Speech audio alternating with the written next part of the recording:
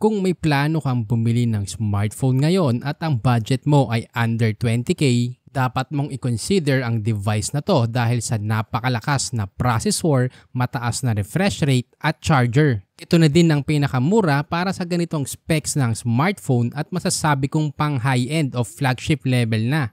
Kaya naman in this video ay pag-uusapan natin ang pros and cons ng Realme GT Neo 5. Panoorin mo rin hanggang dulo dahil baka ikaw na ang manalo ng 200 smart load.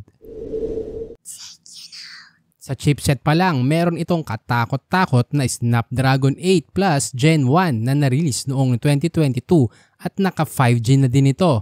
Mas malakas pa rin ito kaysa sa Dimensity 9100 lalo na kung ang pag-uusapan ay battery efficiency, CPU at gaming performance. Mas maganda na rin ang cooling system nito kumpara sa sinundan nitong Snapdragon 8 Gen 1. Ang advantage din kasi ng malakas at bagong release na processor ay mas mahaba ang support nito sa mga bagong version ng Android na aabot ng 3 hanggang 5 taon kaya masusulit mo talaga ang device.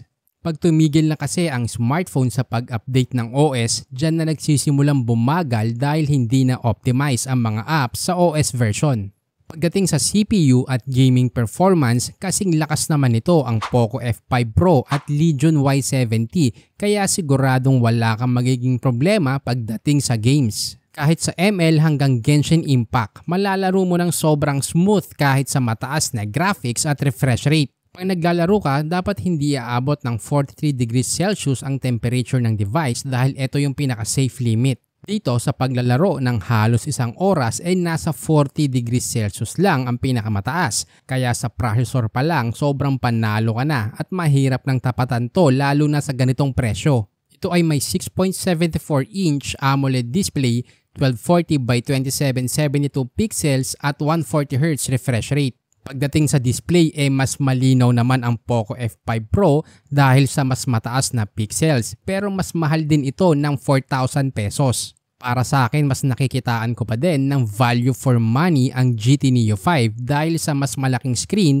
mas mataas ang refresh rate at mas mura. Sa battery, meron itong 5,000 mAh at 150 watts Type-C charger. Isa ito sa mga advantage ng Realme, ang 150 watts charger na hindi mo makikita sa ibang smartphone lalo na sa ganitong presyo lang. Sa Xiaomi merong 120 watts pero halos doble naman ang presyo. Kaya nitong i-fully charge ang device mula 0 hanggang 100% ng 16 minutes lang. Pagdating sa camera, meron itong 50 megapixel, 8 megapixel, 2 megapixel at 16 megapixel selfie shooter. Kayang mag-video recording ng rear camera hanggang 4K at 60 FPS. Kung bago ka sa channel, pwede kang manalo ng 200 smart load. Siguraduhin mo lang na mag-subscribe at sagutin ng tama ang trivia question. Pag-upload ko ng video na to, mabibili ang Realme GT Neo 5 sa online sa presyong 19,999 pesos para sa 12GB RAM at 256GB internal storage.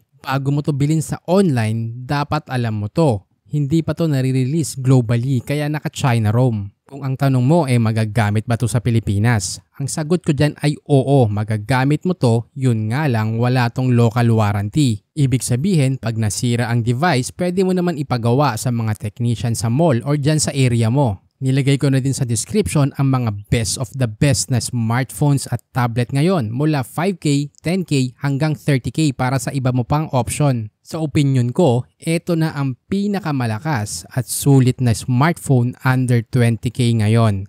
Lalo na kung pag-uusapan ay chipset, charger at refresh rate. Huwag kalimutang mag-subscribe kung nakatulong at nakitaan mo ng value ang video na to.